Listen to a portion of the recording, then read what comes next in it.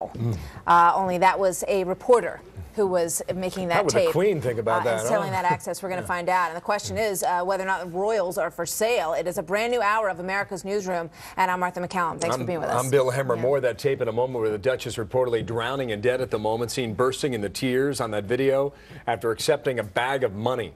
Fergie now saying, quote, "It's true my financial situation is under stress. However, that's no excuse for a serious lapse in judgment, and I'm very sorry this has happened," end quote. Yeah, I'm joined by Neil Sean, an entertainment reporter and a royal insider. Neil, why? Welcome. Good morning. Good to have you with us, first of all. Why indeed? Well, you know, very sunny England, a very cloudy royal family. We can tell you first here on Fox, so that this morning at 9 a.m. the Queen, Her Majesty the Queen, received a written apology from Sarah Ferguson, Duchess of York. Basically just a few words, Martha, saying, "I'm so sorry," you know, obviously for her very dark times. And you say, why? Well, this is a royal who's very much in debt. While she's had a fantastic career over in the United States, over here in England, where she's based herself for the last few months, there hasn't really been that much interest to raise income. Her TV shows haven't taken off, and you know, she openly said in that tape she didn't have a huge divorce payoff.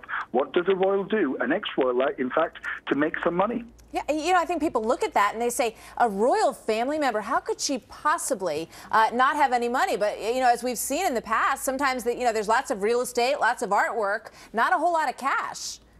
Not a sort of expendable cash that you can get your hands on. I was with Sarah Ferguson recently, and I could tell just by spending time with her that she didn't have ready cash.